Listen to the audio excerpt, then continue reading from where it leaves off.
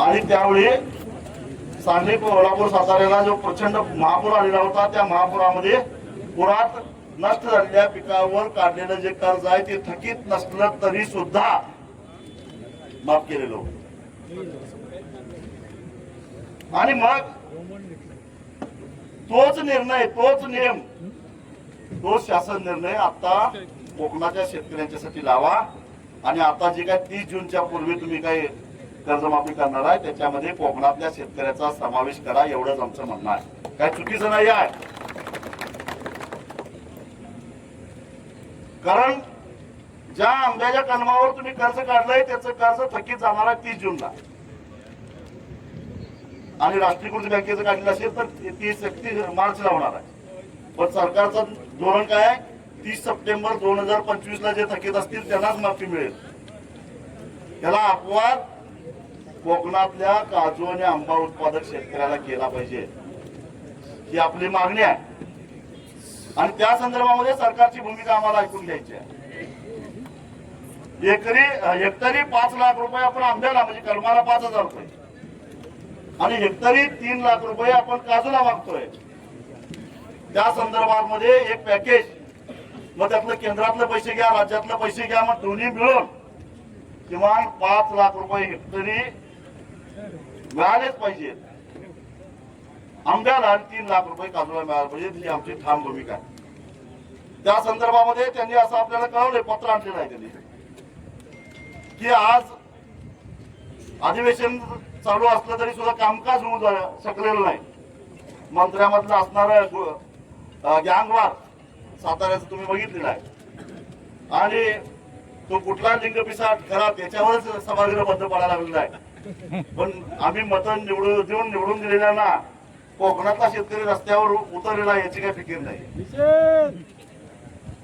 त्यामुळं जिल्हाधिकाऱ्यांचं म्हणणं आहे की उद्या किंवा परवा दिवशी तर अधिवेशनाचा समारोप आहे.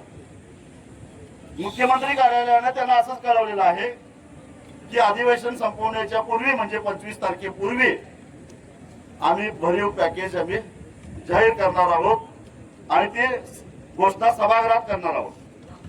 आता मी बराच काळ सभागृहामध्ये काम केलेलं आहे, विधानसभेत केलेलं आहे, लोकसभेत केलेलं आहे. तिथले नियम कायदे कानून मला माहित आहे.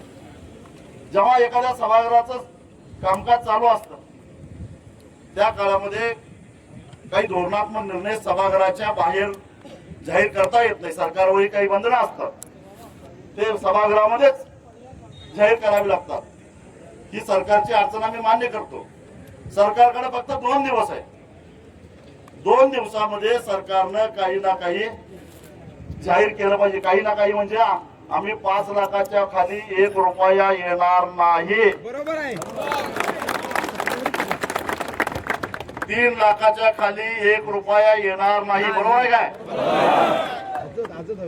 बस त्याच्यानंतरचा मुद्दा आहे जो जिल्हाधिकाऱ्यांच्या लेवलला आहे. त्यांनी एक पत्र आणलेलं आहे. जी तक्रार आपली आहे, या औषध कंपन्या MRP बाबत शेतकऱ्यांची फसवणूक करतात, त्यांना फसवतात. ज्या औषधावर बंदी आहे ते बंदी त्या औषधात शेतकऱ्याच्या गळ्यात मारतात. ज्या औषधाचा काही उपयोग होत नाही, निकृष्ट दर्जाचे आहेत, ते औषधं शेतकऱ्याच्या गळ्यात मारतात. आणि मुळात निकृष्ट दर्जाची औषधं अनेक आहेत. आम्ही प्रश्न विचारला त्यांना की या संदर्भामध्ये जिल्हा कृषी अधीक्षकांनी काय केलं. एक क्वालिटी कंट्रोल विभाग आहे कृषी विभागाचा, त्यांनी तपासण्या केल्या का आणि अशा दोषी कंपन्यांच्यावर कारवाई केली का. खत दुकानदार असोसिएशननं मला माहित आहे माझा निषेध केला. मी तुम्हाला त्यांना अजूनही सांगतो, होय उघड धमकी देतोय, तुम्ही जर का शेतकऱ्याशी आगळीक केला तर तुमचं साहित्य रस्त्यावर फेकल्याशिवाय सोडणार नाही, आजही सांगतो तुम्हाला. आणि नुसतं इथंच नाही, या खत कंपन्यांना, या दुकानदारांना खत पुरवणारे जे कंपन्या त्या कंपन्यांनाही सांगतो, तुम्हाला महाराष्ट्रभर धंदा करून देणार नाही. दादागिरी करता. कृषी मंत्री सांगतात 98 कोटी रुपयाचा आमचा धंदा झाला. किती 98 काय 93 कोटीचा. अरे कमीत कमी 30 ते 35% तुमचं मार्जिन असतंय त्याच्यामध्ये. शेतकऱ्याचा वाटोळ झाला. औषधं विकणाऱ्यांनी 30-35 कोटी रुपये कमावले. शेतकऱ्याचं काय? त्यामुळं निकृष्ट दर्जाची औषधं पुरवणाऱ्या कंपन्यांच्यावर आणि त्या विक्रेत्यांच्यावर कारवाई झालीच पाहिजे असं बरोबर आहे ना? ती झाल्याशिवाय आम्ही मागे हटणार नाही. तोपर्यंत पैसे कोणी द्यायचे नाही. हा, तोपर्यंत पैसे कोणी द्यायचे नाही. मी मोर्चा वेळी सांगितलेलं आहे, जेव्हा पिकलं त्यावेळी लुटलं, देणं घेणं तेव्हा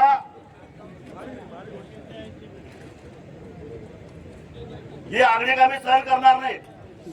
कुठं जायचं तिथं जा, काय फरक पडत नाही आम्हाला. तक्रार घेऊन आमच्या विरोधात विनाकारण आंदोलन करणाऱ्या शेतकऱ्यांच्या मागे काही चौकशी लावल्या. मॅडम, तुमच्या त्या एक महसूल खात्याच्या लोकांनी आमच्या काही चिरेखानेवाल्यांच्या कार्यकर्त्यांच्यावर दंड केलेला आहे. 1.5 लाख रुपये दंड केलेला आहे. चुकीचं असेल तर मी समर्थन करणार नाही, पण सगळ्यांच्या चुका तपासा. आणि तपासता येत नसतील तर मी आणून देतो यादी, आणि मग उभा राहून त्यांच्यावर कारवाई करावी लागेल.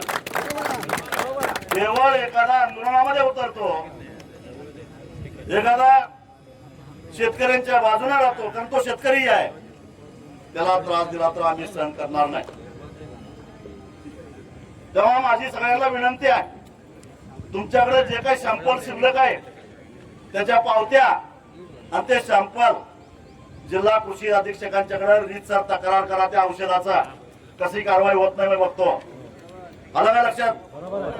जे सॅम्पल तुमच्याकडे थोडंफार शिल्लक राहिलेलं आहे आणि त्याची पावती ते जिल्हा कृषी अधीक्षक यांच्याकडे तक्रार करा. त्याचे नमुने तपासण्यात येतील. बरोबर आहे ना मॅडम? नंबर 2, जे व्यापारी शेतकऱ्याला ऍडव्हान्स दिलेले आहेत आणि त्याचं व्याज वसूल करतायत, कायद्यानं त्यांना व्याज घेता येत नाही, म्हणून इथं जिल्हा उपनिबंधकांनी बोलावलेलं होतं. त्यांच्यावर खासगी सावकारीचा गुन्हा दाखल करा. बरोबर आहे. त्यांना अजिबात व्याज मिळणार नाही. अशा सुद्धा तक्रारी तुम्ही करा. 1-2 लायसन वाशी मार्केट मधल्या बड्या व्यापाऱ्यांचं रद्द झाल्याशिवाय ही प्रवृत्ती संपणार नाही, हे लक्षात ठेवा. तुम्ही फक्त तक्रार करा, लायसन कसं रद्द होत नाही आम्ही बघतो. हा, दर उतरवतात, दर वाढतात. एकदा आपण जाऊ वाशी मार्केटला. आणि तिसरा,